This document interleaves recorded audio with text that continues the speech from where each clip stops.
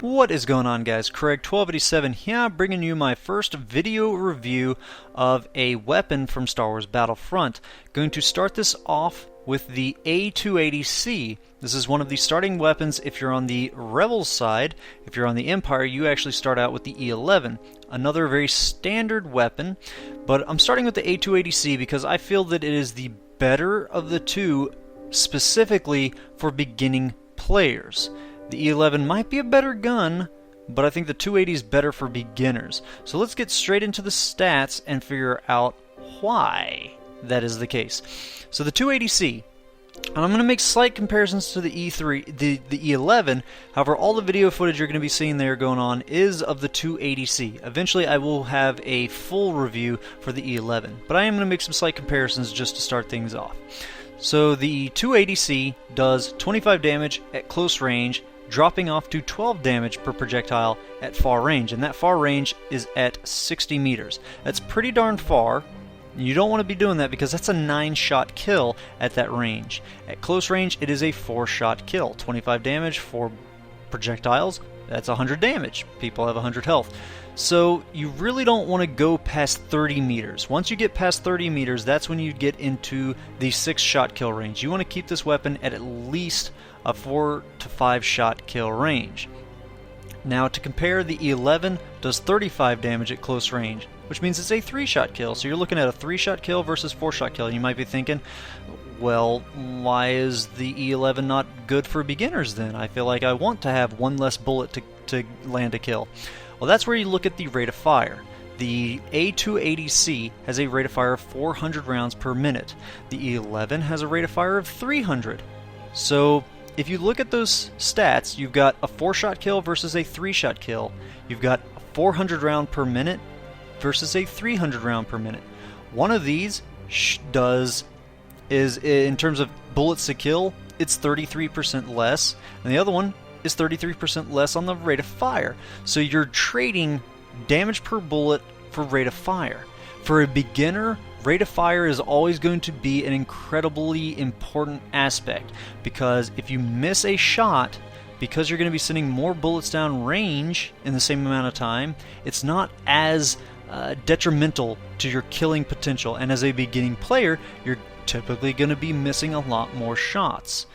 You're still getting your aim sensitivities ironed out, you're still getting the movement of the game ironed out, and you're still getting, bullet travel times. The bullets in this game do have a travel time.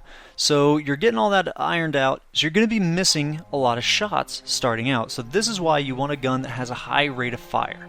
You're not going to be hurt as much in an engagement if you miss a shot, because there's another bullet coming up really quick.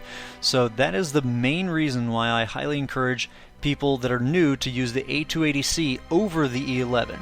There's two other reasons why, but we'll get to those in just a bit. With the heat generation on the A280C, it's going to be generating a heat amount per bullet of 0.038. Now really that means nothing, but compare it to the E11, that has a 0.055. So you're looking at 0.038, 0.055. Obviously you can tell the E11 is generating more heat per shot.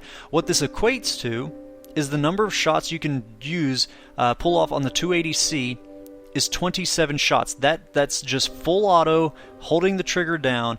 You can pull off 27 shots before it overheats. On the E11, it's 19. Now yes, the E11 again does fire slower, so getting to those 19 shots is going to take you a little longer than it would if you were using the A280C because of that higher rate of fire. But again, 27 shots. So that means, again, in that whole aspect of how many shots can you miss in the same time frame, because you can pull off more shots, again, you're not going to be hurt as much. So for a beginning player, with the rate of fire and the number of shots that you can do until it overheats, the A280C is just a great beginning weapon. When we get into the recoil, it doesn't beat the E11. The E11 does slightly beat it out, but only in certain areas. So the recoil vertically is 0.2. That's really not that bad. That's one of the lower aspects of it in the game. For the left and right recoil, it's 0.1. That is about as low as you can get. For the recoil decrease, this is how much it's going to reduce when you stop shooting. So this is if you're a burst shooter, if you like to burst fire your weapon, this is really nice. It's very mid-level. Some weapons have 5, some have 15, like the E11. This one is 10. It's right smack dab in the middle. For the first shot recoil and multiplier, this is one of the reasons why this gun excels for new players, because if you want to burst, the first shot recoil and multiplier is 0.1. Most other guns have a 1 multiplier, which really means there's no increase at all, but this just means that the A280C, its first shot, is actually going to recoil a fewer amount than all the consecutive shots after that. So it's a good weapon for doing those burst kind of attacks at medium range, which is where this gun exceeds. Now, let's get into the bullet spread, or projectile spread. This is where the gun really, really does exceed. And that is that its spread per shot is 0.03.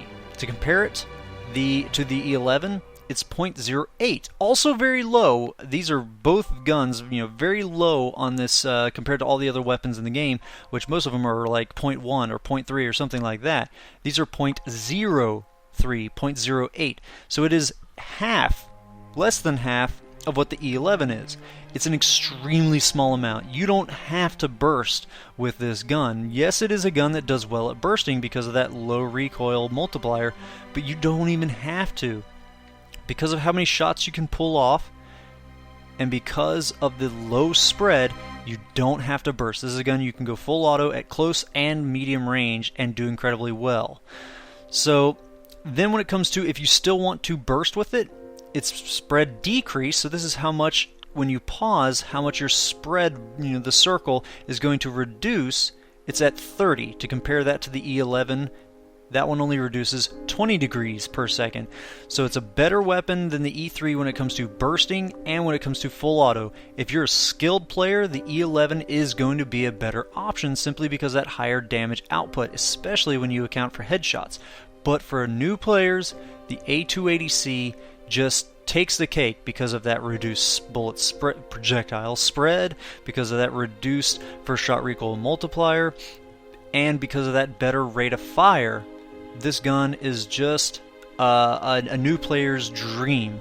So if you guys are struggling in this game, definitely check out the A280C. Also, it's got a scope on there, rather than just how the E11 does. It just kind of does a slight zoom. If you like having those scopes on there, the A280C does have that. So it's a fantastic weapon for new players. If your guys are struggling, check this one out. Buy it so that you can use it when you're on the Empire side. I hope you guys have enjoyed this video review of the weapon. If you want to check out the stats more in depth, I do have a link down in the video description below so you can check it out on SimThick. But other than that, I hope you guys have enjoyed this whole video review. Have a good one. Ta-ta.